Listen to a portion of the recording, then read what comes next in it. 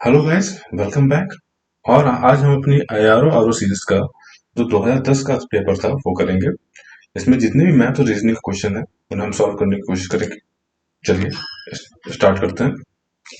इसमें लिखा हुआ है एक समबहुभुज में जिसकी प्रत्येक कोण 156 का हो, उसकी भुजाएं कितनी होंगी। ये पॉलिनोमियल है, ठीक है, और ये इसकी मतलब कोई है तो उसकी भुजाएं पूछी है और उसका जो इनर एंगल है वो 156 दिया हुआ। ठीक है, तो इसके में ये निकालना है, वो टोटल साइड्स निकालनी है। चलिए इसे कैसे किया जाएगा।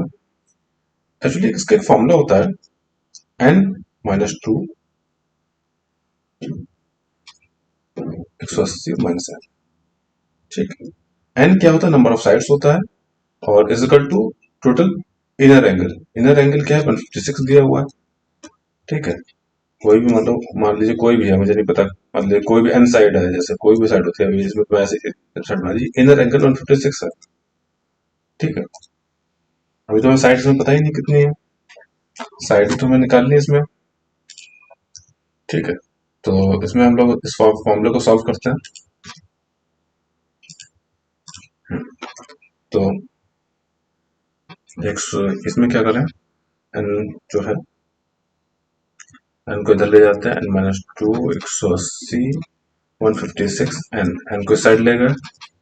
ठीक है, 180 n माइनस 360 156 एन, और एन को जब हम इधर माइनस करेंगे तो 360 बटे एन को इधर लेके आएंगे 24। ये हुआ आपका एन 15। ठीक है, तो ये फॉर्मूला आपको याद रखना है। ठीक है, ये इनर एंगल होता है किसी का। ठीक है, समभुज का जो है इनर एंगल होता है, और ये फॉर्मूला जो है यूज किया जाता है। इसमें एन निकालते हैं। ठीक है, इसमें एन निकाल देंगे, या फिर कभी आपको सिर्फ साइड दे दियो इनर एंगल निकालना हो तो ऐसे निकालेंगे। तो एन कितना है, 15। आंसर होगा आपका 15। चलिए, इसमें कहा गया है कि बी की आयु ए से दुगनी है। ठीक है, मतलब बी की आयु ए से ज्यादा है, क्योंकि हमें, और फिर लिखा है कि तो एफ से आधी है। इसका हम क्या मतलब हुआ कि बी की आयु जो है ए से दुगनी है, मतलब बी की आयु ए से तो बड़ी है ना। बी की आयु ए से बड़ी है, लेकिन तो एफ से आधी है, तो एफ बी से बड़ा होगा। क्योंकि बी की आयु ए से दुगनी है पर एफ से आधी है, तो मतलब क्या हुआ कि एफ बड़ा हुआ बी से, और बी जो है बड़ा हुआ ए से। अब क्या है, सी ए की आयु के आधा है, मतलब सी जो है वो ए की आयु के आधा है।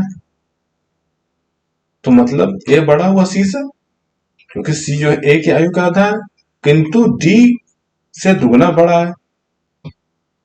जो सी है वो डी का बड़ा है, डी से दुगना बड़ा है, तो डी से बड़ा है सी, मतलब डी छोटा हुआ सी से, है ना। अब इसमें आप पूरा रिलेशन बन गया ना, देखिए एक ही लाइन पूरा रिलेशन बन गया आपका। तो इसमें पूछा है कि कौन दोनों अधिकतम और न्यूनतम, मतलब मैक्सिमम और मिनिमम क्या होगा, एफ और डी। ये आंसर हो गया। इससे आप पढ़ेंगे तो आपको समझ में आ जाएगा कौन किससे बड़ा है। ठीक है, आपको रिलेशन आधा बड़ा दुगना ये सब लिखने की जरूरत नहीं पड़ेगी इसमें। आप बस ऐसे ही समझ जाइएगा कि कौन किससे बड़ा है और कौन किससे छोटा है, क्योंकि हमें वही सिर्फ निकालना था इसमें। तो एफ सबसे बड़ा हो गया और डी सबसे छोटा हो गया। चलिए आगे चलते हैं। इस क्वेश्चन में कहा गया है कि जो है 157 है ना को 15789 को लिखा जा सकता है XTZAL 2346 को लिखा जाता है NPSU। तो 23549 को क्या लिखा जाएगा। अब देखिए यहाँ वो क्या हुआ है कि वैल्यू अलॉट हो गई है, मतलब x को हम 1 मानेंगे, t को हम 5 मानेंगे, 7 को z मानेंगे, a को 8 मानेंगे, और 9 को l मानेंगे। वैसे 2 को n, 3 को p, 4 को 5, 4 को s और 6 को u मानेंगे। तो 2 क्या है n, 3 क्या है p, 5 क्या है, यही देखिए 5t है। 4 क्या है, 4 है यहाँ पर s। 9 क्या है, l। तो आंसर क्या हुआ, NPTSL। NPTSL फर्स्ट, ये आंसर हो गया। आसान क्वेश्चन था। चलिए आगे चलते हैं। अब इसमें क्वेश्चन में देखिए कि इसमें ये सब दिया हुआ है, ये सारे 4 ऑप्शन दिए हुए हैं, इसमें अलग कौन सा है। देखिए एक तो तरीका क्या होता है इस क्वेश्चन करने का कि आप पहले इसमें, जैसे मैं कहूँ कि डी डी है 4, आई है 9 और एन है 14, ये क्या हो रहा है +5 और ये क्या हो रहा है +5। हमें अच्छा रिलेशन मिल रहा है इसमें, ठीक है। अब के और टी कर लेते हैं। के में क्या है, क्या क्या होता है 11, ये क्या होता है 15, ये क्या होता है 20, +4 +5। मतलब समझ लो यहाँ तो हमें रिलेशन सही मिल रहा है, लेकिन इसमें रिलेशन गड़बड़ा जा रहा है, ठीक है। LPU, एल होता है 12, 16 और यू होता है 21, +4 और +5। मतलब कोई ना कोई कहीं ना कहीं रिलेशन गड़बड़ा रहा है, ठीक है। CHM, सी होता है 3, एच होता है आपका 8, है ना। सी होता है 3, एच होता है 8, ये कितना हुआ +5 और एम होता है आपका 13, ये कितना हुआ +5। ठीक है, दो जगह ऐसे रिलेशन मिल रहा है, दो जगह +5 मिल रहा है, मतलब ये इस टाइप की चीजें रिलेशन नहीं बैठेगा इस पर। ठीक, मैंने आपको इसलिए करके बता दिया क्योंकि आप अप्रोच ऐसे ही करेंगे सर। ठीक है, अप्रोच आप करने का तरीका ऐसे ही होता है कि क्वेश्चन में ऐसे पूछते हैं कि कैसे निकालो, लेकिन इसमें बहुत अलग अप्रोच है। इसमें क्या हो रहा है मैं बता देता हूँ आपको कि ये देखिए, ये क्या है ओ, ये क्या है आई, ये क्या है यू, ये सब वोवल है, ठीक है, ये वोवल है, ठीक है। लेकिन इसमें कोई वॉवल नहीं आ रहा है, इस तरह से आपको सोचना पड़ेगा। कभी जब आपको नहीं बैठ रहे होंगे तो फिर ये भी सोचना पड़ेगा कि इसमें देखिए वॉवल नहीं आता है, लेकिन यू, आई और ओ, ठीक है, वॉवल क्या क्या होते हैं, ठीक है, वॉवल जो होते हैं आपके ए, आई, ई, ओ, यू, ये वॉवल होते हैं 5, लेकिन इसमें कोई वॉवल नहीं आ रहा है, तो ए आंसर हो गया इसका। ठीक है, चलिए आगे चलते हैं। इसे कैसे करेंगे, 2 - 3, 4 - 6, 7 - 10,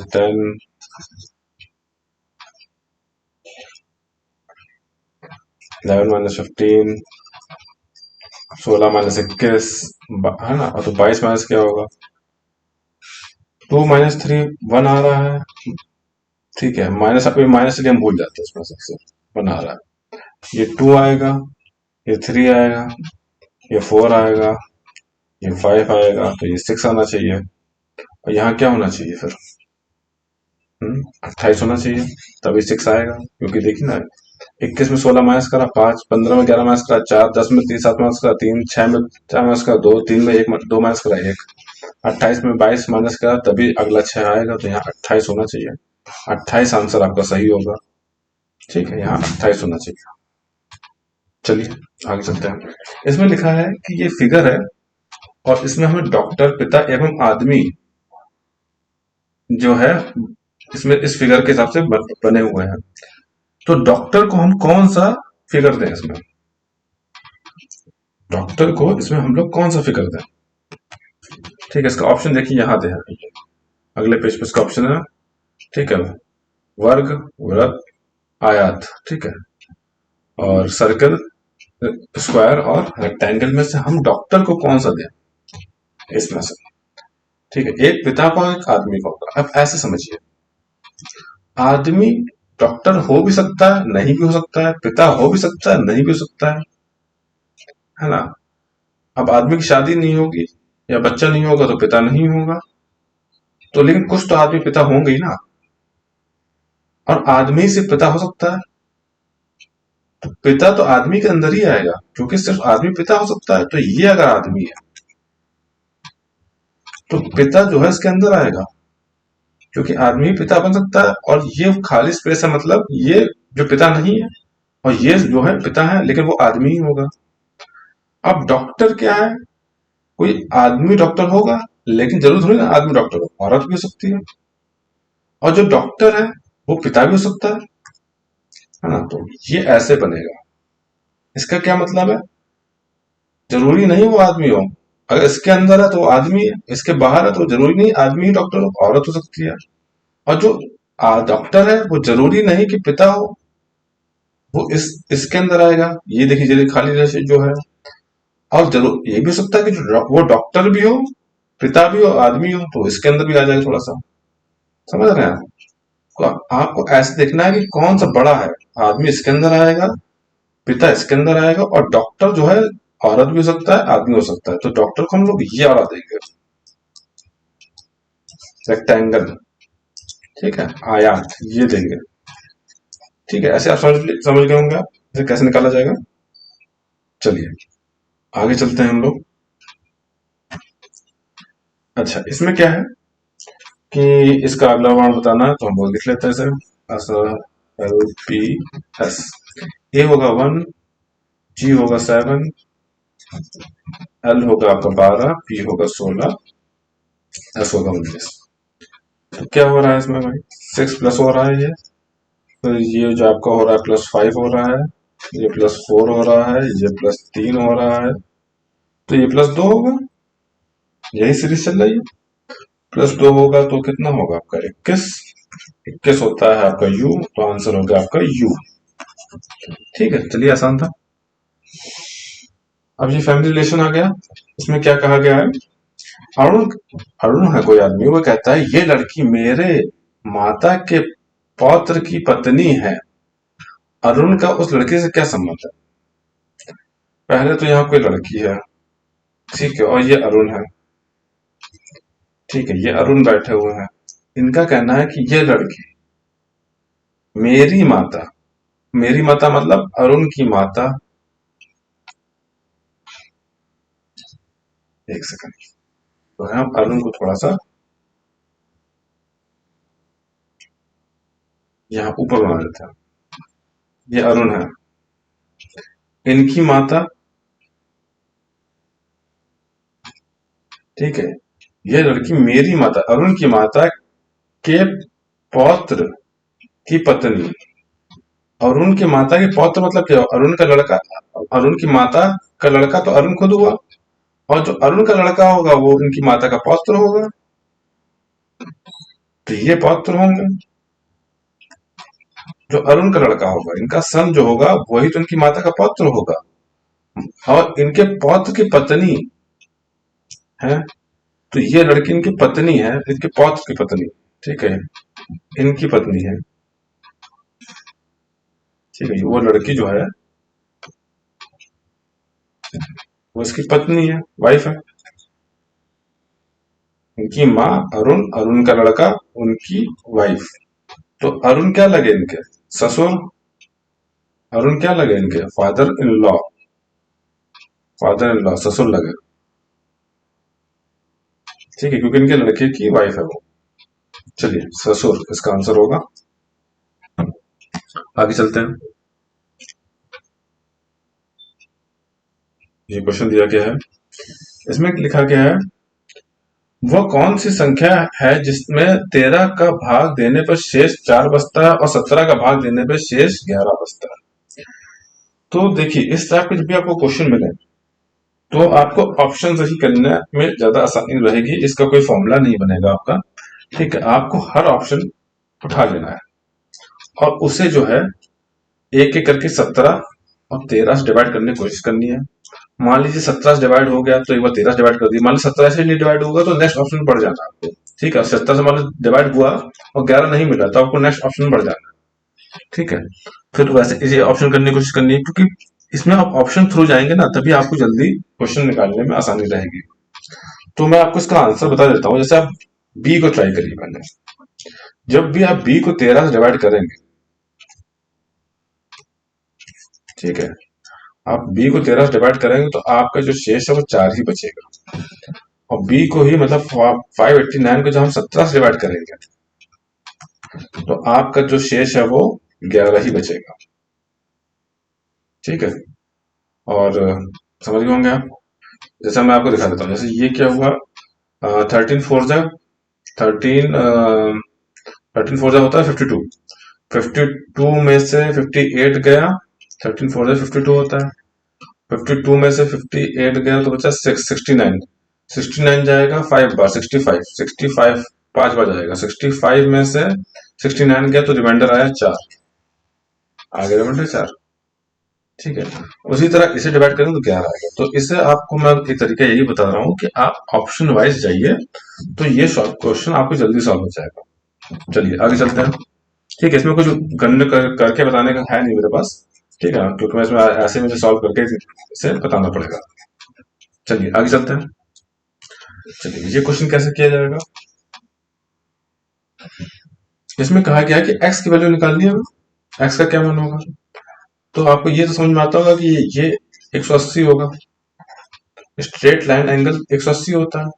तो 3x + 10 + 2x 180 होगा, 5x + 10 180, 5x 170, x 170 बटे 5 34।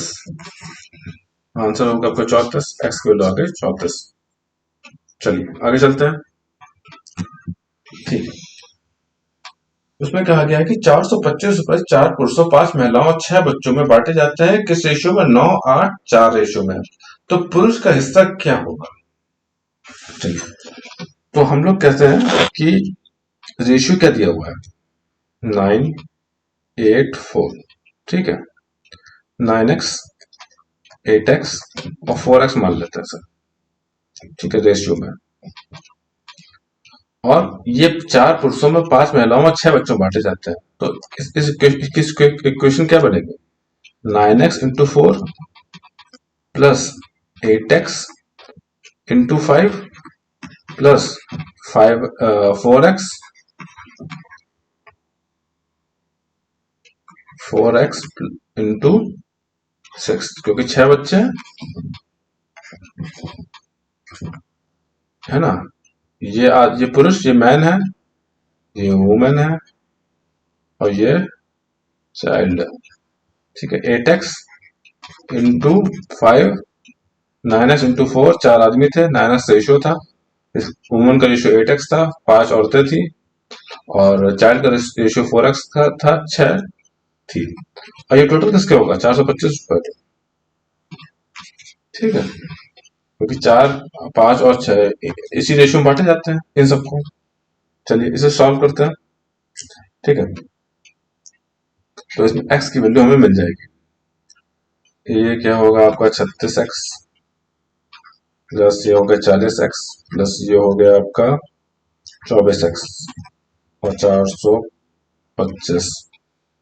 ठीक है, तो हम लोग का ये क्या हो गया, 24 और 40, ये हो गया आपका 100x और ये हो गया 425। x की वैल्यू आई आपकी 100, इधर लेके आएंगे तो 4.25। x की वैल्यू क्या आ गई, 4.25। ठीक है, अब हमें ये पता है कि आदमी का हिस्सा क्या है, ये है आदमी का हिस्सा, 9x